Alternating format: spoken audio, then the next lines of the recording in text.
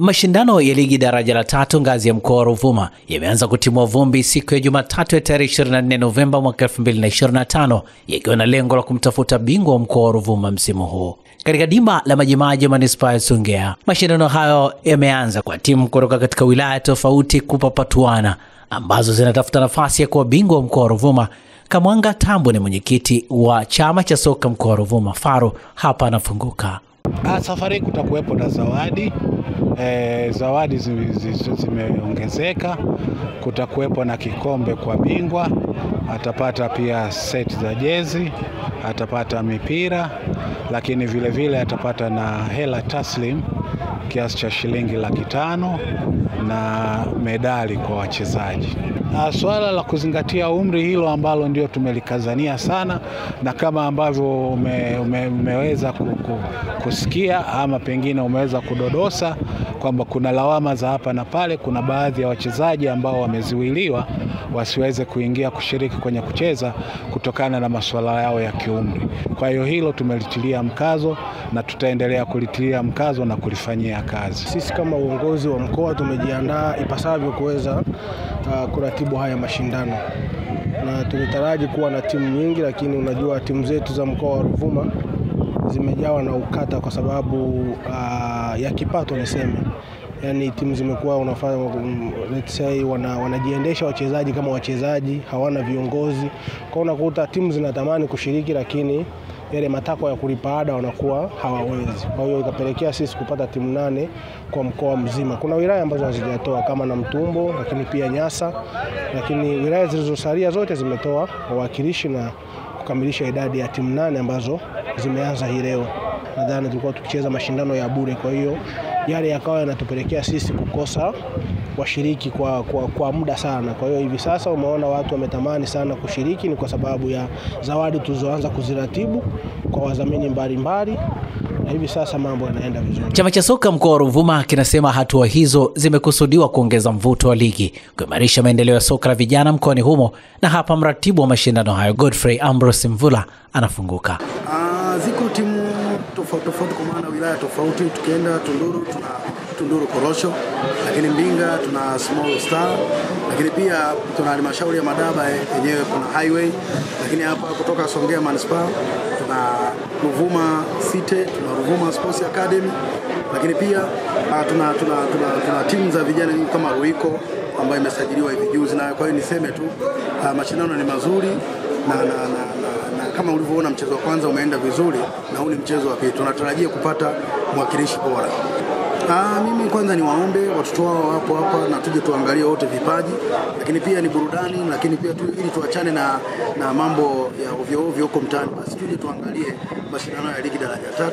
Na niwashukuru kwa kweli, wapenzi wameitika, kama unavyoona wameanza kuja kuangalia. Fikiri kesho watazidi kuongezeka. Baadhi ya wadau wa soka wakiwemo makocha wa timu shiriki wametoa maoni yao kuhusu maandalizi na matarajio yao katika mashindano ya ligi daraja la 3 ngazi ya mkoa mwaka 2025. Mimi nafikiri ni mfumo mzuri kwa sababu ni misingi ambayo tulikuwa tunaitarajia sisi na tulikuwa tunahitaji ili tuweze kutengeneza timu zetu za taifa, timu zetu na vilabu vyetu sisi ambavyo tunapata mfumo wa kuanzia chini. Na nadhani umeona wenyewe TFF mikakati yao ilikuwa wamepanga kwamba saa hizi wanataka wawe na wachezaji ambao wapo kwenye misingi ya mpira. Sasa ukichukua wachezaji wa kama Ndondo huwezi kupata wachezaji wa misingi ya mpira. Kwa hiyo hatua hii waliofikia, mimi nasema ni wazo zuri, watakuwa wametusaidia hata sisi walimu kuweza kuja kufanya vizuri katika hizi timu ambazo tunaenda kuzifundisha, kwa sababu tayari watoto watakuwa na misingi. Kwa mfano kama hapa unaona hili lika ni lika ambalo dogo la kucheza daraja la 3 kwenye ligi yao. Huwezi kumchukua mchezaji wa daraja la 2 ukawachanganya na hawa, huwezi kupata kitu.